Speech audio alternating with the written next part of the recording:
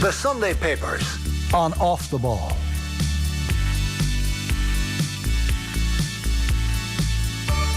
Now then, you're welcome along. Sunday Papers, Joe Molloy with you this afternoon. We'll go through the back pages to get the ball rolling. We have the Sunday Mirror first of all. It's a picture of Jurgen Klopp and the headline is United must cop it. So obviously the press conferences in advance of Monday's game, and one of the issues which has arisen is the possibility of crowd trouble and maybe even a repeat of the game being abandoned. And so Klopp says if that was to happen as a result of Manchester United fans, then the points should go to Liverpool.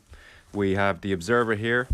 Picture of the Arsenal players celebrating yesterday. Very comfortable. Top guns is the headline. Arsenal romp to summit thanks to a quick-fire double for Odegaard.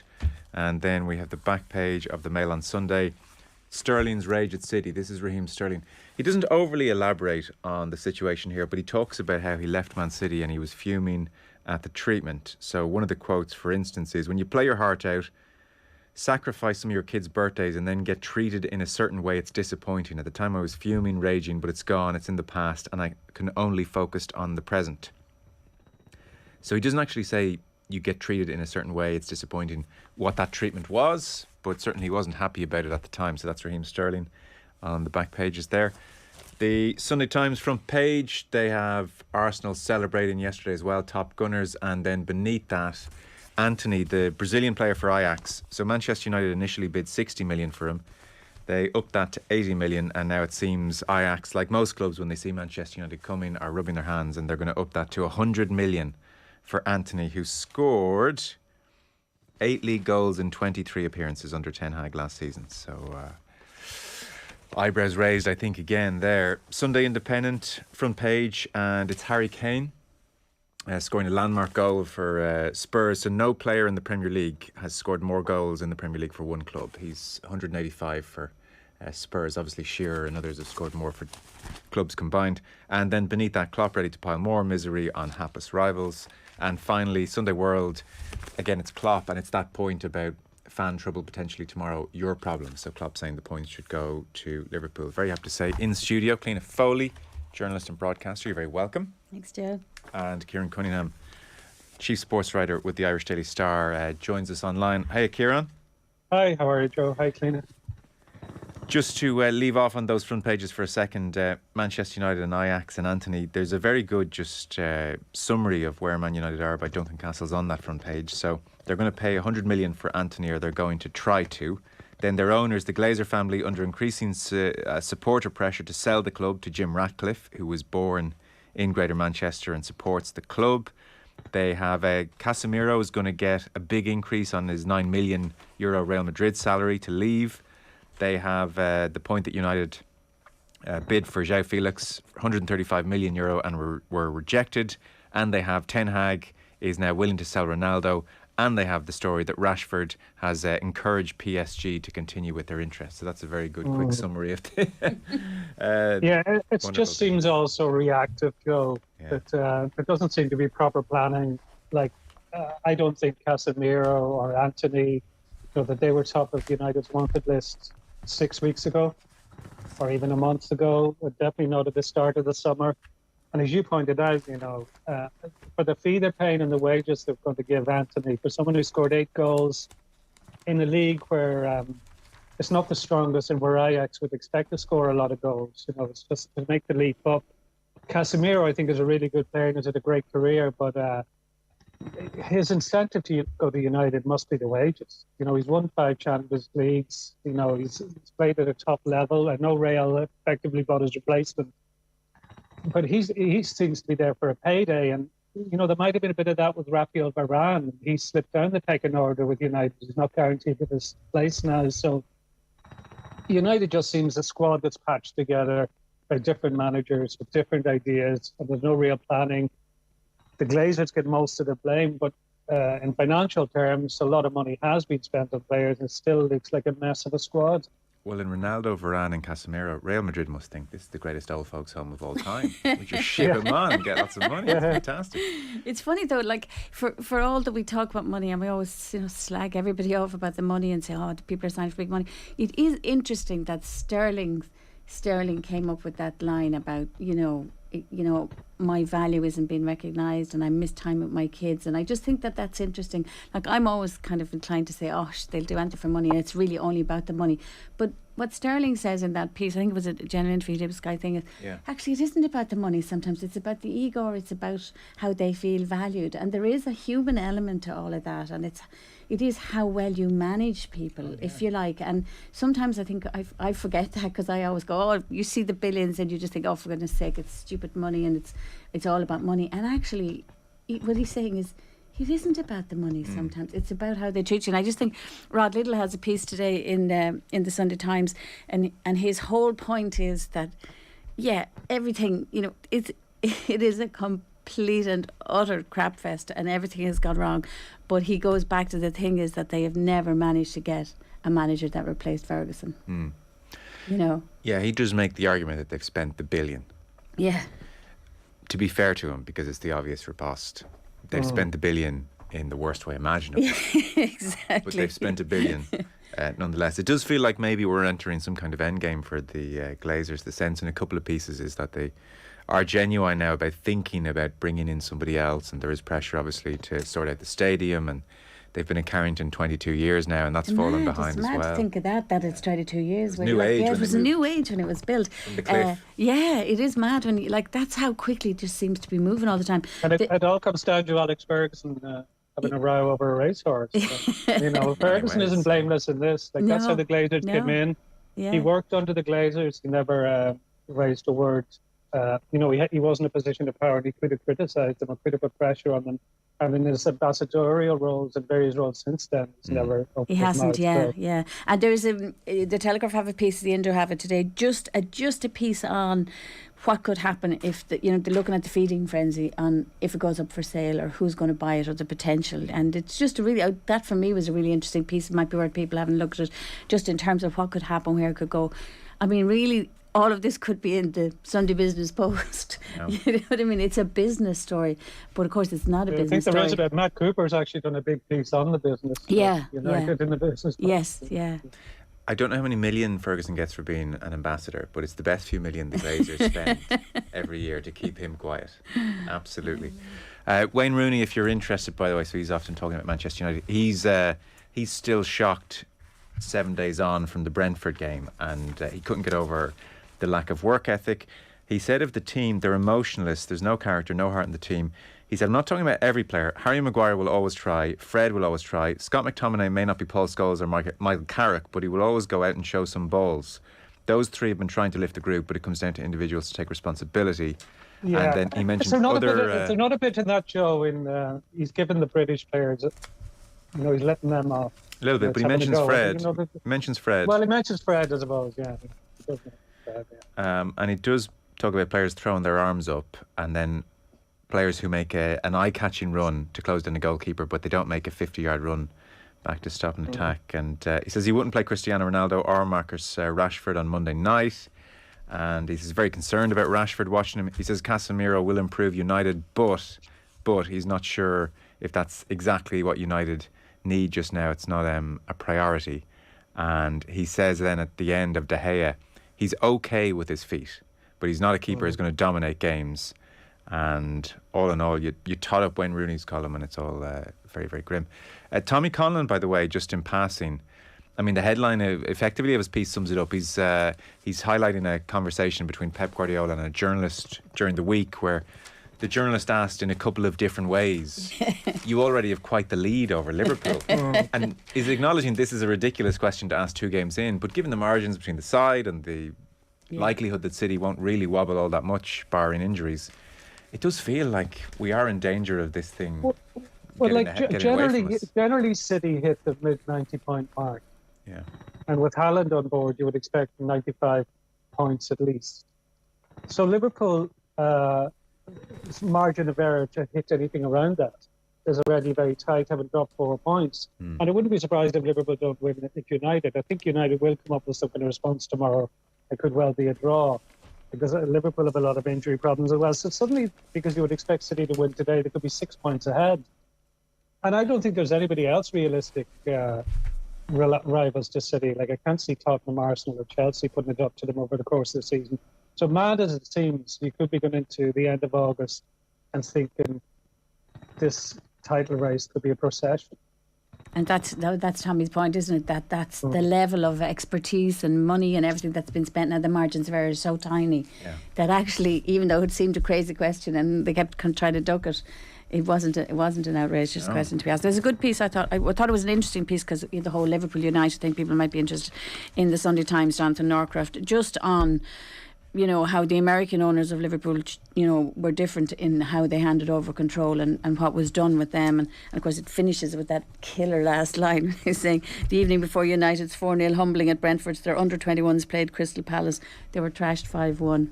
And that is that's the concern, I think, for the many millions of Man United fans out there. It's not just what's happening with the senior team, but what could be happening, somewhere down further in the club as well in long term.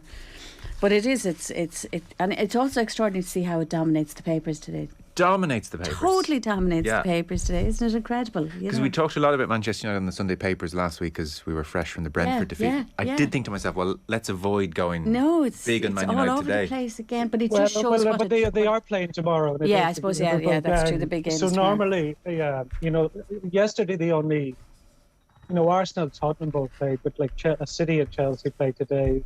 Liverpool United play tomorrow. So soccer-wise, it is the big game. I can perfectly understand why that game is dominated the coverage today. And are you, because we get contrasting feedback, lightly here on the show, are you thoroughly sick of all the talk of Manchester United, or do you readily accept this is a huge story and it's a developing, unfolding story?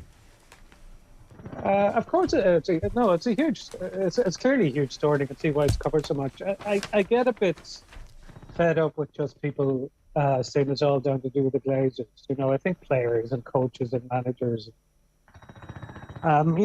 like directors of football, and a lot of things that people were asking for were put in place. When a lot of these transfers were made, the likes of Varane, Jadon Sancho, the consensus was they were very good signings.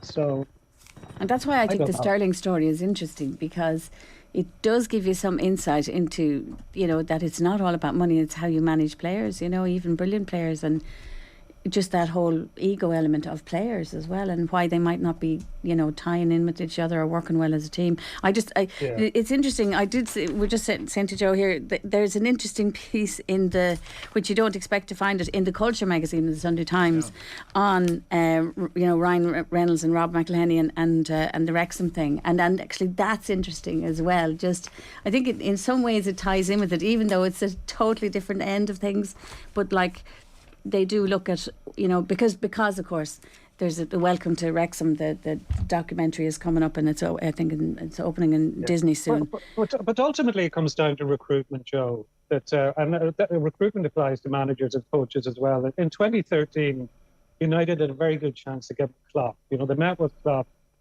It seemed it could happen, and it didn't happen. And even with the Glazers there, if he was given anything like that billion, what would Klopp have done, even with the problems with the stadium and training ground? You would have think that he would have made significant progress. So ultimately it comes down to they got the wrong managers. David Moyes never had the pedigree. Louis van Gaal was a 1990s relic.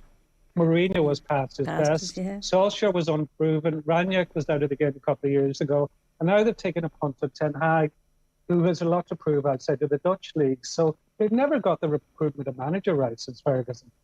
That's a very important part of it. That's exactly what the Rod Little piece is about as well. Yeah.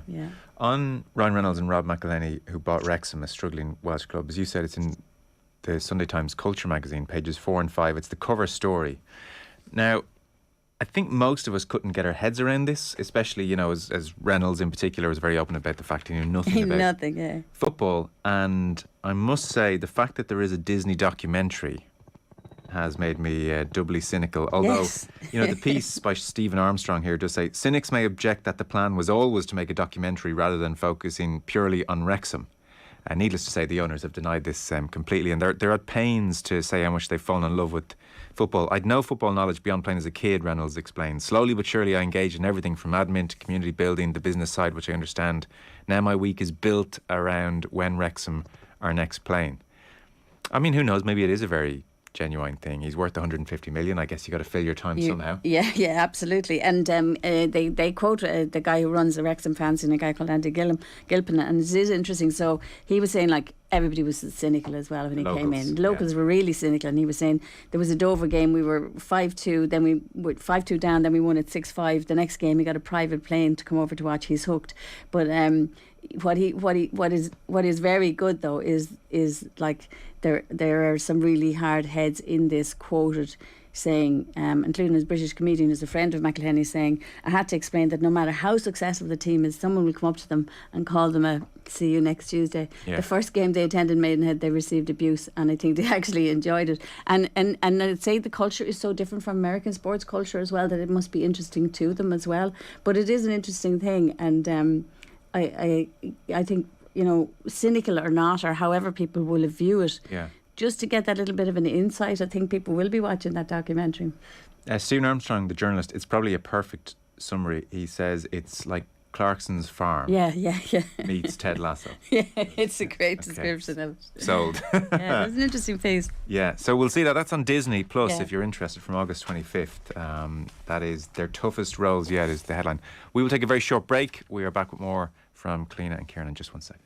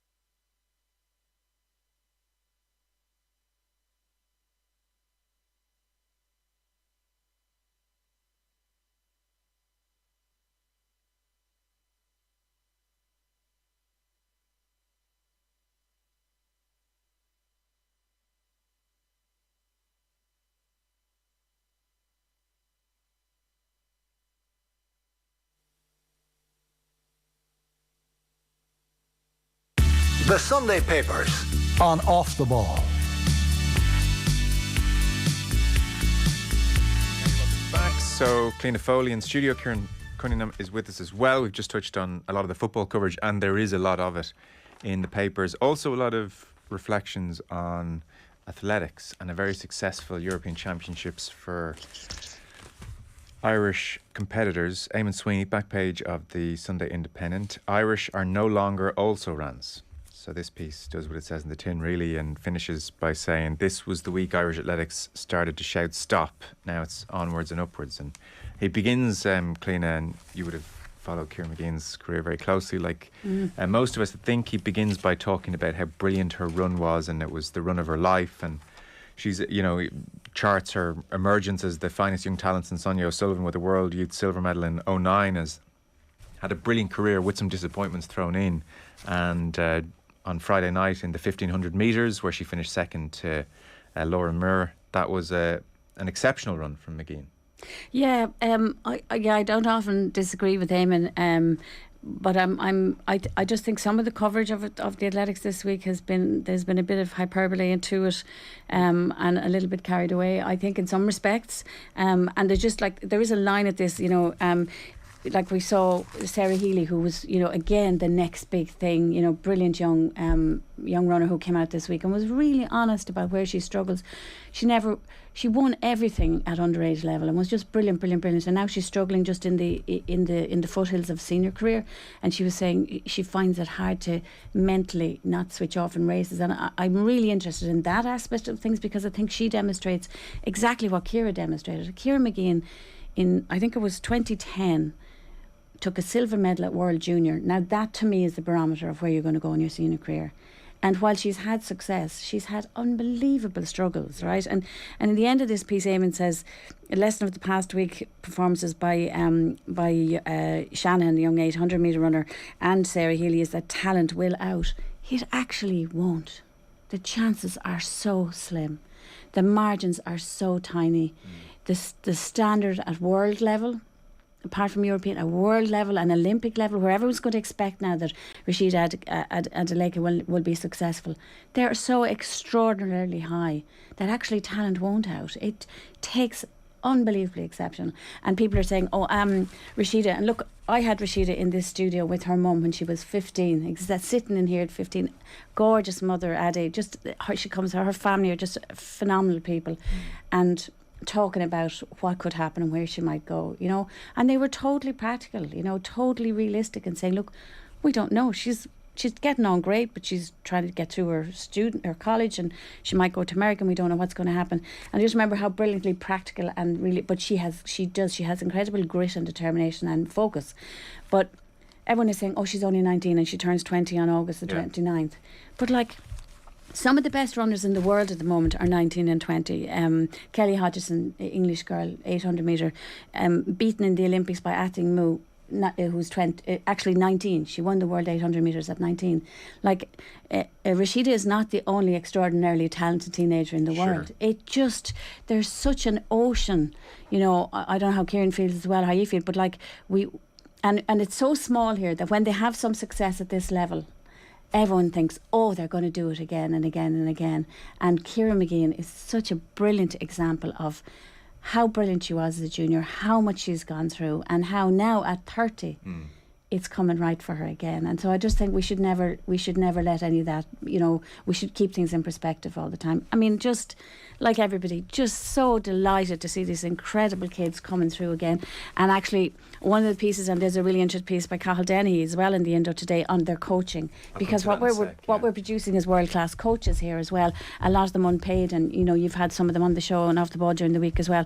So it is a fantastic time.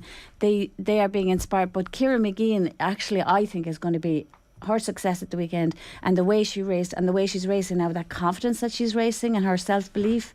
I think that for somebody like Sarah Healy, who we know is so incredibly talented middle distance runner, she's going to inspire them. I think Ciara's inspiring people at her level because they will know what she's been through. You can have those generational talents like Rashida, and fingers crossed. And I think sometimes with sprinters as well, it's less complicated for them sometimes. Do you know what I mean? Right. And now she's a whole way to go in 400 metres.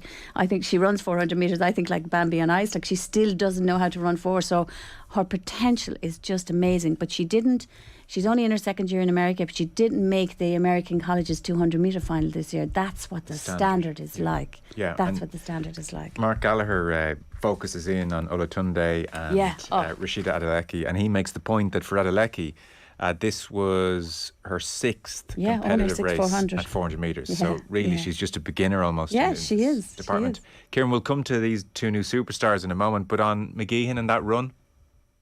Yeah, because I was in a different radio program on Friday, and that was the emphasis on that program. The discussion was on how great a championship had been for Ireland, and I was a bit bewildered because generally, I think there were a lot of top 8 performances and there were a lot of positives, but there had been no medal to Kieran Mageean. And generally, Ireland do deliver medals at the European Championships. More often than not. It's not unusual to come home with 1 or 2 medals. And the bar is raised significantly. Next year, the main event is the World Championship. The following year, the main event is Olympics. Like Israel Olatunde was Ireland's fastest man after brilliant Euros, and a new Irish record of 10.17 seconds. But there's not a hope again to a World Championship final or Olympic final with 10.17 seconds over 100 metres. So, people are being a bit unrealistic about where they're hyping these. Like, I think Adeleke in particular is a great talent. But to me, looking across the papers, the story of the championship is Kieran Mageean. And, she's mentioned in Eamon Sweeney's column, but it's not the emphasis, the brunt of it isn't about her. She's not mentioned all the mail on Sunday. And the Sunday Times have ignored the athletics completely. And I think maybe it's a sign of where that paper is, letting Dennis Walsh go, making some really strange decisions about their sports coverage. But Kieran Mageean run was one of the most courageous and bravest and intelligent things I've seen from any Irish sports person in a long time. That she had a plan and she went for it. And it was interesting to hear her talk afterwards about she's thinking of working with a sprint coach. Yeah, and really that's she's not happy, just because Laura Muir has that over the last over the last 200 meters. She has a second over her, and just to try to close the gap, because Laura Muir isn't just a European star; she's a world star, and that's where Kieran Mageean is looking to close that gap. And what Kieran Mageean, like Cliona would say the same. Like it's strange with the GAA now, like even in Donegal, where I spent a lot of time where I'm from, I would know a couple of the Donegal footballers and I would have met them a few times. And I'd actually know the likes of Kieran Mageean, Thomas Barr, and people like that more, that you get to know these people because they open up to you from a very young age. And they're very open. You saw that in the interviews over the past week. And Athletics Ireland actually deserve credit. You get a bit of a kick in. But I think so as well. They put 8 athletes up for interview before the championships, including most of the main ones, and also made them available during the week after they competed. Like you saw, like across TV, radio, print, Olatunde and Adeleke did a lot of interviews. It was great to see. But I wrote about this during the week, and Mark Gallagher's touched on it as well. It's also great because there's a revolution in Irish sport, and you look at through most of the newcomers that have made the biggest impact with Stephen Kenny's squad, like Adamida, Gavin Bazunu, Kedosi O'Grady, etc. They're of a Nigerian-Irish background, like Olatunde and Adeleke. Stefan Ockenbar won the All-Ireland for Kerry last month, only for injury. He might well have started the game. His father's Nigerian, his mother's Moldovan. And people will tell you on the ground that is having such a positive effect on Irish sport. Like I talked to Jeremy Lyons coaches Sophie Becker, who was in the 4x400 relay, and his wife Sinead Galvin would be an agent to the likes of Kieran Mageean and Thomas Barr. And Sinead told me that herself and Jeremy set up a new athletics club in Clongriffin. And the sport is so popular at grassroots level, they have a waiting list of 110. They can't cope with them. Right. And that's a problem. Like athletics actually needs more clubs because there's huge demand for that. But they need, for clubs need tracks to train on. So you can't suddenly magically produce tracks. But she was saying so many of the athletes who've either come into the club or are on the waiting list are from African backgrounds or East European backgrounds, which is a more recent migration. And that can only help Irish sport. Yeah, that's Mark Gallagher's lovely piece in Mail on Sunday just on that as well, on the New Ireland. And I always feel uncomfortable using that phrase in some ways. I remember somebody pulled me up on it on Twitter before. I remember when some of the young African Irish started to come through in athletics, Gene Moses and people like that, and saying, they're not new Irish, they're Irish, and so it's a bit of a loaded term, and I'm always worried about using it, but I'm going to use it in this case. I think a lot of them do identify as They Nigerian do. Irish. They You say know, Nigerian. They say definitely African does. Irish. Which is really yeah. interesting. I think it's fascinating. But I expect that, and I expected that to happen, and it's brilliant to see it because it means that the work that's being done at club level is embracing local communities and diversity, and that is what we clearly want in Irish society. But it's going to happen. I think we see it in football, we see it in athletics. We're going to see it, I think, in Irish basketball as well. I think we're definitely going to see, particularly Eastern European countries, we're definitely begin to see Lithuanians, countries where basketball is strong. We're going to see those coming through into Irish teams, which is fantastic, that new generation. But the club thing is vital, and Mark's piece is lovely because he goes to the root of it and he talks to Cecil Johnson, the guy out in Tala, and like Cecil, you know, and what he says is there's a character like Johnson in every athletics club in the country and every sports club in the country, let's be honest. You know, for the more than 20 years he served whatever role Tala AC has needed: chairman, press officer, secretary, and of course coach. And like, without these people at grassroots level, this would not be happening, and that's why it's so important that coaching and support for coaching is really important. Athletics Ireland got it absolutely hammered in the post-Olympic review. But I think that from what I've seen, what happens is actually their support for young athletes and through the Youth Olympics and everything is actually really good. It's when athletes get into those transitional phases, sometimes they and their coaches struggle because the money isn't there to help them get onto that next level. So this is why I think this is important, and I think it's really important that we're seeing, and he talks about it as well, and a couple of them talk about it as well. And by the way, Mark English's, you know, form as well in these Europeans, I think, is something to be praised as well. But like, we're seeing Daniel Kilgallen, who you've probably noticed in Calden, he mentions anyway, but like if Ray Dempsey got the Mayo job, there's talk that Daniel Kilgallen, that the sprints coach, could work with his group. 1 second, And can I just make a quick point, Daniel Kilgallen, because there's so many coaches and a lot of people. We'll come like to I mentioned, Jeremy Lyons there. Yeah, go on, Joe. Go on. Sorry, we'll come to that piece because he deserves a proper mention. We'll come to that Caldenny piece in a second, just to give people a sense of what Cecil Johnson is saying. Oh yeah, it's about lovely piece, Adeleke, for instance, who's now, you know, doing it on world stage and is over in America. I mean, he remembers in Tala, as a young girl, you could see she was a special talent. She was only 11 when she first came to the club. She was trying lots of different events. It was only a few years ago that she was winning the long jump in the Dublin Championship and coming third in the high jump. She ran cross country that year too, which was 3,500 metres. She didn't specialise in sprints until she was 14. She played basketball, she played badminton. She was 6'1" at 15. You see, we mustn't forget that's her stature.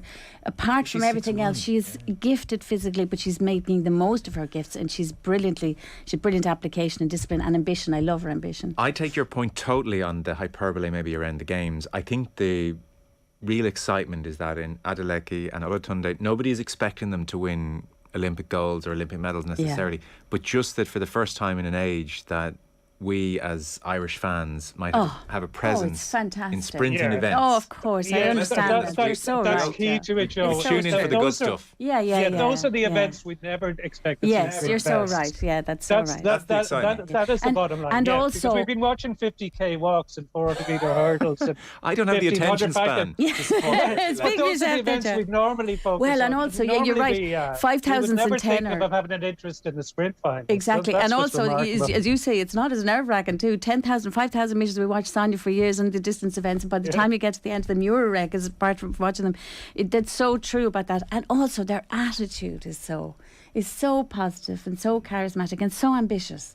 So ambitious that they have no qualms about thinking, I can be the best in the world. I just love that. Olatunde's attitude is fantastic. I mean, I knew hers was really good, but his is fantastic as well. So just to mention that, we can't do any story without a Mayo man involved somewhere. So this is page 10, 11 of the Sunday Independent. So we've mentioned these two superstar sprinters, and a man who deserves huge credit is Daniel Kilgallen. He's from Ballina in County Mayo. And effectively, he has, at different points, coached both Adeleke and Olatunde, and Adeleke's gone on to... He kind of inherited Olatunde more. Yeah, exactly. And she's gone on to the States, and now he's worked with Olatunde and brought him up to speed. And I suppose what jumps out about the interview is the point you've made, which is that effectively, you know, there's a real wing and a prayer policy here in Irish sport that we should be aware of.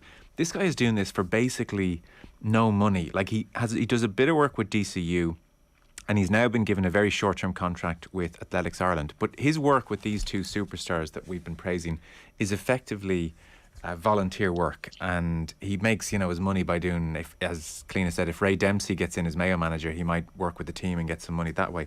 But in effect, we don't have a policy here. This is just, we're very lucky that he's given up his time and that he came in contact with these athletes and he was able to do it. But even he talks about the demands of the job. He got quite emotional at one stage on Friday in Munich when he was talking to Carl Dennehy, who wrote this piece, and how his wife Cliona is at home. She's a full-time job. He's got children.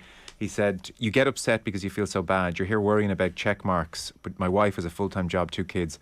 A lot of coaches wander around with guilt because we're affecting other areas of our life. It can get overwhelming, and at the end of every season you see it in a lot of coaches' faces. So kind of an amazing insight into what he's done. And he talked about how with Adeleke she had injuries, so he had to completely redo her form. That's so she wouldn't be as susceptible to injuries. And Olatunde as well.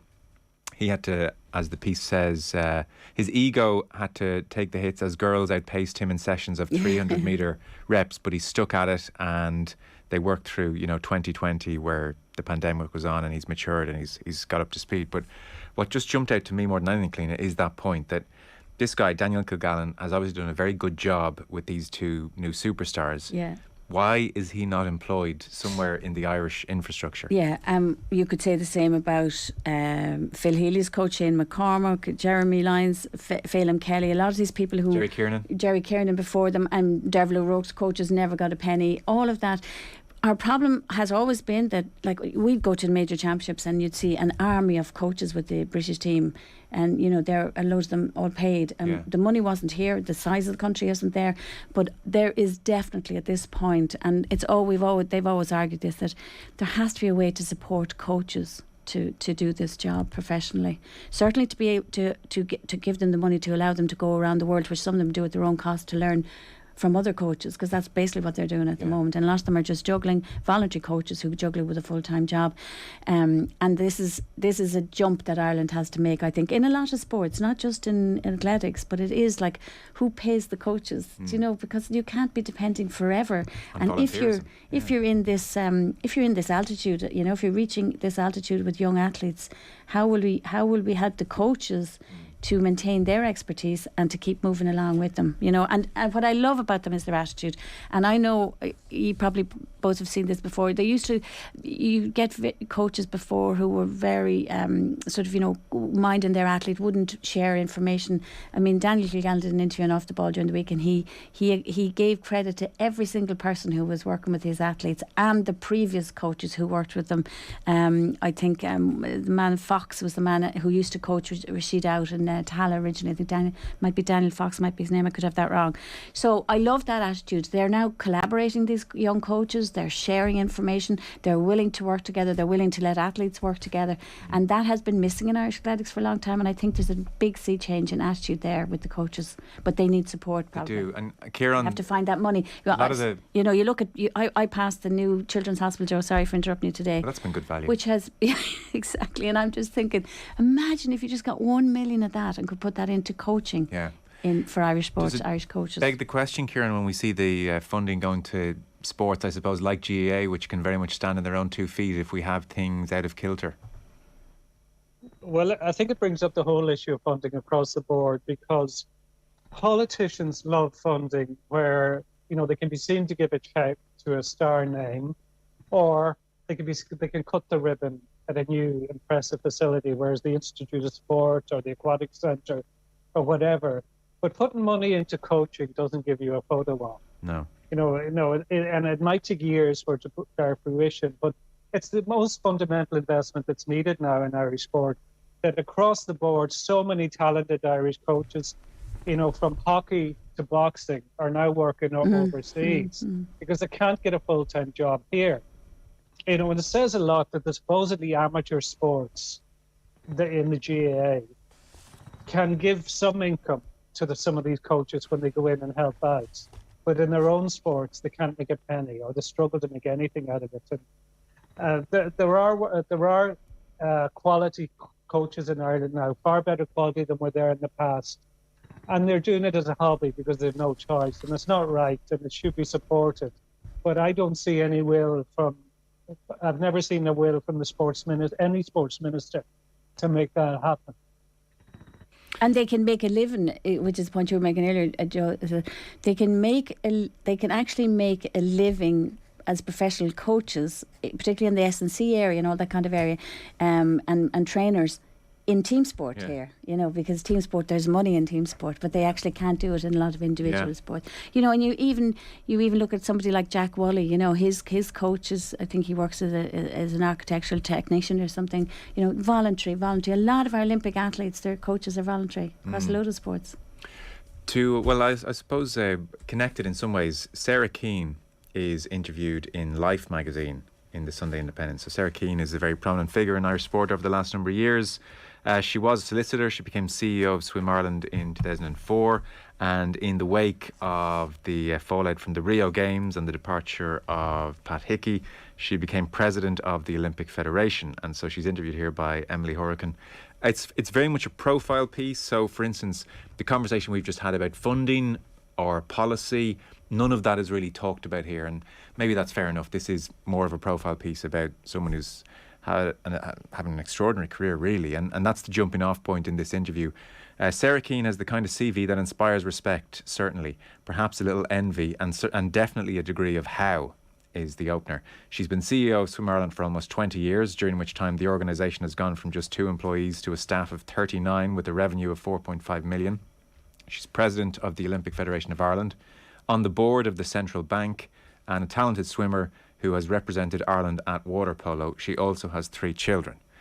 So that's pretty impressive, I think you would have to say. And I suppose, Cliona, the main thrust of the article as it navigates through Keane's career is really her expanding on the juggling act that all is. Yeah, and also, which I didn't probably realise a bit about her, and she's a very powerful figure in Irish sport. I mean, one of the most important people really as President of the Olympic Federation, and very involved in the International Olympic Federation, and also because of the whole restructuring of Irish swimming and the Olympics as well. But what struck me about it is there's just one line in it. I just think it's really, really important, and which is she says, people ask, I get asked, how do you... Well, first, I didn't realise she kind of accidentally fell into a lot of these things. It wasn't as strategic as I thought. She's a very strategic person. But the other thing is, she's asked, how do you manage everything? How do you... And she says, the way I manage everything is by failing at some things. And that can affect your confidence. And I think that's a really interesting thing, because it applies to athletes and it applies to coaches. Very often coaches have this dilemma of... which is exactly what Daniel Gallen said. You feel guilty about neglecting one area of your life, particularly your children's lives or whatever. And she says you fail at some things, and you have to accept that you're not going to do everything perfectly. So I thought that was really good. And then she talks as well about making time for yourself. And there's a great line that she was going out one night for a swim, and her 5-year-old said, "You're going out again." And she said, "I almost didn't leave. I was about to come back in." And the other half said to him, "No, hang on a second. Did you go swimming earlier in the week? Who brought you? Mammy. And you're going to football tomorrow, and who's bringing you? Mammy. Do you not think Mammy should be able to go and do her own session?" And the 5-year-old said, "Mammy, go and have a good session." And like for athletes and coaches, you have to have really good support structures yourself to make that decision, to say, oh, I'm going to go and get that qualification, and I'm going to really pursue and become a really good technical coach, which is what we need in all our sports. You have to make those hard decisions, but also you have to be afraid not to fail. And she has another great line that she said, she's talked about taking on the Olympic job and why did she take it on, and Emily Horan says to her, that was a brave move. And she says, I guess it was brave. That's one of the things that I ask myself now as I look back and as I'm getting older. Can you continue to be brave? It's harder to be brave as time goes on. Yeah, I think that happens to a lot of people with age. For sure. In sport as well as everything else. Even when you're managing teams, the younger you are, the better risk taking you are. Less to lose. Yeah, less to lose. Yeah. I remember Oisin McConnell talking about that once, and he said, as you get older, you realise things can go wrong. Yeah. Whereas you've no fear when you're younger. And I don't think, you see that with the likes of Adeleke and all the Tunde, that everything's great this week. Adeleke talked about being injury free all year. She had 51 races. Next year, who knows what could happen? That's phenomenal. These things knock you back. Yes. That's why Kieran Mageean had to come through so much. Yeah. So many knockbacks, and and the fact that she's put a huge amount of work into her sports psychology with Katie Kirk, because she had to get mentally stronger, because she had to deal with all those setbacks, and I think, Sarah Healy has started that process, and I think it'll stand her down the line. But generally, and I sometimes see it with a lot of athletes in different sports, the best days come early, and that could be down to a lack of fear at a younger age. Sarah Keane's background, I know you two are familiar with it. I wasn't au fait with everything. Like, there's a great scene where her dad phoned her and said, "You haven't filled out your CEO form." Yeah, I didn't know that actually. Yeah, she's like, "Well, can you fill it out for me?" And he got very angry at her and saying, "This is your future." So she stuck down law, figured it, wouldn't be too bad. And she's asked about her career, and I love that she said, "I think I'm very lucky. I'm educated." Yeah. I think anyone who does anything really in life has had a fair degree of luck. And she said, "I feel very privileged." And she went to UCD, swimming scholarship in Ohio. Life was very different. This was 30 years ago. I learned an awful lot about life. It was amazing. I'd almost never seen a black person. Cleveland is 60% black. Condoms were freely available in the dorms. I came from a very Catholic Ireland to the States, where I met people who were choosing their religion. That alone, in a way, it was probably a sensory overload in a year. She came back. But there's the bravery. She had a 4-year scholarship and she quit it after a year. That she knew that she wanted to live in Ireland, so obviously that's a big decision. A law degree here more applicable, and just very interesting stuff. Yeah, I thought it was interesting because I think what that whole bravery thing and that not being afraid to fail, I think that applies to athletes and coaches and administrators. And it's so important. We've often talked about governance as well. That comes the whole way through sport, really. And she said something about the guilt that I think, mothers in particular probably feel. Yeah, and absolutely. She had a great line that her mother worked very hard and was often away. And she, of that guilt, because I suspect maybe mothers now of a generation who are working full time for the first time are feeling that guilt. But Sarah Keane's mother was away a lot. And what she said was, "I always saw that and always saw it in a positive way. It gave me confidence when I decided I wanted to keep working after having my kids. I didn't worry about the fact that I wasn't there all the time because I had that and it didn't affect me." So I guess it's nice when you've been through it as a kid. Yeah, when you know that it's it can make you strong. Actually, she's saying, yeah, exactly. So you get a great sense of her as a person for sure. I don't have any sense of what kind of job she's doing. Yeah, that's it. Well, and the piece isn't on that, really. I know. Exactly. I don't even mean from the piece. I get the piece, but I don't know if either of you two have a sense of the Olympic Federation or the changes, or is it going in the most positive aspect is we don't talk about it much. Yeah. There've been it's not in the news. Yeah, there are celebrity. There've been a lot of celebrity sports administrators in Ireland. The last thing you want from a sports administrator to be a celebrity, or for your federation to be making headlines on the front pages. And generally, the Olympic Federation and Swim Ireland are getting along with things in a low-key fashion, which would indicate things are going well. Yeah, and I do think the Olympic movement, where it is good at, and where we're seeing it now, is that Ola Tunde and people like him and Rashida as well, they've had success at Youth Olympics and Junior Olympics, and people say, "Oh, what's that about? And why do you send them all the way across, over to, Argentina for whatever and all that?" But actually, they are benefiting from the experiences they're having at that level, and they're coming up against athletes that they beat when they were 15 or 17, and or beat them when they were 15 or 17, and now they're, I always remember Gillian O'Sullivan, our first medalist in Olympic race walking, and telling me one time she won a world silver, I think it was 2003 in Paris, and I remember her saying the previous year, I think she was away training in high altitude, and she saw the world champion, and she started watching her, and she realised she trains exactly the same way I do. She doesn't do anything magical. Totally humanises them, and also gives you confidence in what you're doing and thinking, actually what we're doing in Ireland is right, because we're quite disconnected, geographically and everywhere. We're quite disconnected from, and that's why our coaches, it costs them money to go abroad and do courses and do all this kind of stuff, and plug into high technical talent elsewhere, even if that's like, going to Australia to work with Sonia's, husband, Phelim Kelly has done that. They go, they put a lot of effort into making themselves expert, and they really, I think, need more financial support. Yeah. That's a very fair answer, Kieran, and the fact it's all running smoothly and there's no scandals is a good sign. The last sports administrator I remember in Life magazine was in the rooftop party. Slightly different occasion here. Halcyon days. A timeless image. I have it all here.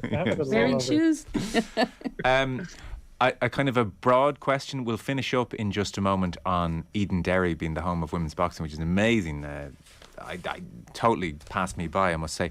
On GAA split season coverage then, we have Christy O'Connor writing about the rise of the sweeper keeper. We have Colm O'Rourke talking about the difficulties at finding the right cut-off point for minor grade age level. We have Joe Brolly on his 4 rule changes to save football. We have Nadine Doherty talking about female players going over to play Australian football. So anything caught your eye in particular? Any overarching point on coverage post All-Ireland finals? Well, yeah, what I found is the coverage post All-Ireland, how dull it's been, Joe. I think because there are very valid reasons for a split season, and it does remain to be seen whether the current format is the one you want to go with.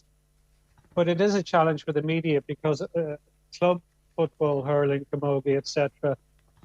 I think it's suited to local media, within counties rather than national media coverage in terms of club level. It is very hard to get club stories that grab a national audience. And I found a lot of stuff is just filler already, and we're only a couple of weeks into it. There's a lot of lists, there's a lot of nostalgia stuff. Like Joe Brawley's column and the rules he would like is quite interesting, but I think he's mentioned these rule changes 3 or 4 times in the past. Like, it's nothing new really. I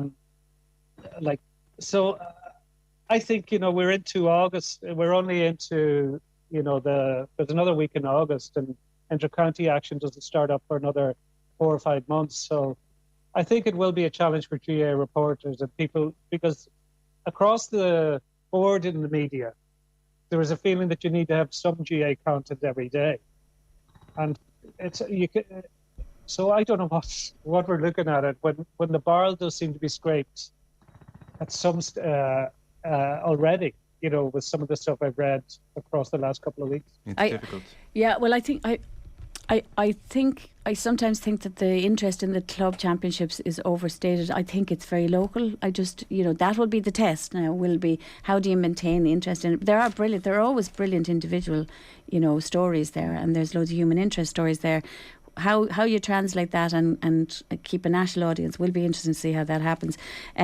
Brawley's one was interesting today, I think, because he brings a lot of his ideas together, but he doesn't mention the one. Far be it from me to tell Joe Brawley how to do his job, but he doesn't mention the one thing that I think would change Gaelic football hugely, and never mind about the sweepers and all the rest, and that is don't allow a score to be scored by the hand. It would change totally how many scores are from outside, and also the action in the goal mouth would change it totally. But that's a different one. And I do want. Can I give us 4 rules? Because if I was listening, one at of home, them is too complicated. If I was listening at home, I'd be screaming, "Give me the bloody 4 rules!" 4 rules, go, Joe. Number 1, goalkeeper cannot take a pass from an outfield player. Infringement would be a penalty. Number 2, at adult level, the kick out must be kicked from the 13-metre line, and it must go beyond the 45. Yeah.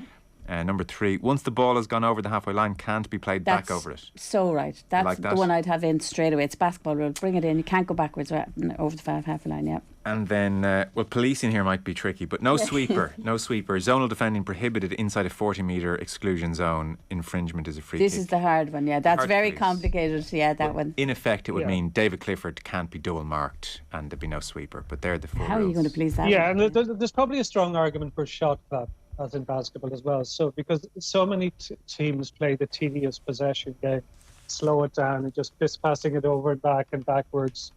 And you've seen it in some games, teams keeping the ball for 30 seconds. Yeah. 3 minutes. Playing donkey, 3 minutes. as he calls it. Yeah, and not even attempting a shot in over 3 minutes possession.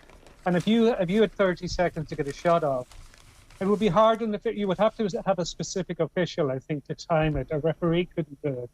But it would make it more exciting. I don't think the pass back over the half line that you couldn't reverse, that's dead easy to do. I don't think that's difficult to police at all, actually. To what extent, though, because when 2 good teams meet, the game is extraordinary. To what extent, though, is this just a situation whereby average teams will produce an average contest too often, and that these rules, they introduce a degree of chaos, but actually the game at the very top level, played amongst the very best 2, 3, 4 teams, is absolutely exceptional right now. And we want to be very careful about what we go messing with.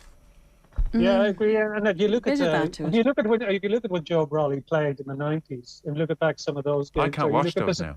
Yeah, or you look at the supposed great games of the 70s, like it's primitive Stone Age football. It's bad. It's just bad in a different way. In a different Bad way. football now is bad, but bad football back then was bad in a different way. Like I'd have considered, you know that you have to kick it past the 45. Like so, if one team are on top in midfield, well then, effectively you're destroying the contest because the team who mightn't have a competitive midfield have no plan And that's B. always been that way. But if you just have to keep booting it to their 2 6'6" midfielders and they keep winning the ball, that'll be the dullest contest of all time. Whereas at least if they have the option of going Exactly. short and maintaining possession, you got the mark. You see, the mark has caused havoc as well. I'm not a fan of the mark. The particular forward mark, I don't see any right sense of that. You can't defend if David Difford wins 4 frees, scores 4 frees. How can you defend against that? It's crazy. Will. It always breaks your heart when Clifford or someone comes and takes a mark, and instead of them turning and running at goal, the game stops. Yeah, it's nuts. You know, the one thing I do like to see some coverage of actually, and Nadine Doherty has some in the Sunday Indo, and Malachy Clerkin had some in the Irish Times Saturday, is the exodus of women's players to the AFLW, and just some discussion of that, because I think that it's right to be a discussion on it. We're going to have 21 really good women's footballers not playing for their counties this year next season because of the change in the AFL calendar, and I just think, like Nadine's piece, people will be very interested by it. She's saying, you know, it'll level out, it'll sort itself out. Yes. But I disagree, because women are going to Australia because the conditions in Australia are way better than here, where if you get injured here, you're paying for your own injuries, you don't get expenses, you don't get a lot of things that the male players get that doesn't impinge on their lives as much. And I think that's why you're getting such an exodus to AFLW, is because it's harder to be a female Gaelic footballer here and play at the very top level than it is to be a male. Yeah, to be fair to Nadine Doherty in her piece, I think absolutely agree with you that the interest will always be here to go. But I think she's arguing the league is just in its infancy over there, and so they need to populate the league with players, and there's going to be a lag between the National Academy, which has been set up. It's in its 6th year. Yes, in AFLW. Homegrown players will over. And there was a bit of that in the men's, where they weren't looking to recruit abroad as much. But you know, it is affecting women's teams here, and some counties it won't affect them as much because they have the depth of players. So Sinead Goldrick, Dublin, could afford to lose something like Cork. But look at Tipperary, who've lost 2 really brilliant players, and Camogie has been affected as well, because one of them is a brilliant Jude player, Orla. So it is having an impact. What I like to see pieces like this by Nadine who make you think about it and make people talk about it, and I think that's important, because 21 really good players, and some of them, as I said, and the higher profile ones, and Blaine Mackin has gone from Armagh. These are big players for these teams to lose. No, I think the country's just really getting to know Vicky Wall. Wall, for instance, and now gone. Vicky Wall's gone, and Orla Lally, and actually Vicky Wall is one of those players that I think could do really well in AFLW. Yeah, I think she's suited to the game. I think she's really suited to the game. So it's going to be interesting, but it's brilliant to see it being discussed, and to see that kind of coverage of it in the papers and space for it. You both picked out this piece. So Liam Burton in Edenderry. In effect, and this had passed me by, Kieran, but in effect, Edenderry's become the home of women's boxing internationally. So this is Sean McGoldrick in the Sunday Independent, and he paints the beginnings of this gym in Edenderry. It was founded in 1933. And had to beg, borrow and steal, and move to different locations, from badminton halls to GAA clubs, until it got its own premises eventually. And so at the moment, this has become almost a destination point for female boxers all over the world, that there are female boxers here, Irish grown, who are amongst the best in the world to spar against. And so you've got like Canadian boxer Jordan Conrad, trained in Derry last week, said it's the place to come. I can't get so many quality rounds of sparring anywhere else. Everybody in Canadian boxing knows about Edenderry's centre of excellence. It's where all the elite females want to come and train. Sweden was the first country to send a full squad. Poland came next. Canada made 2 trips in the space of a few months. Now virtually every country in Europe sends female squads, and boxers keep returning to this gym in Edenderry. So it's a pretty extraordinary story, Kieran. Yeah, like Lee Morley Burton, I would have engaged with him a bit on social media over the years, because he's somebody that always fights the corner for boxing here, the positives of the sport, and particularly the positives for young girls and women. He's been at the heart of that. His family, Paul Kimmage wrote a famous piece, I think it was on the 25th anniversary of the Ali Al Lewis fight in Croke Park, and he talked to he basically focused on the people who built the ring, and, and that was Brereton's family. Yeah, And that is the ring that was it was dismantled then in Croke Park, and it was taken back to Edenderry Boxing Club.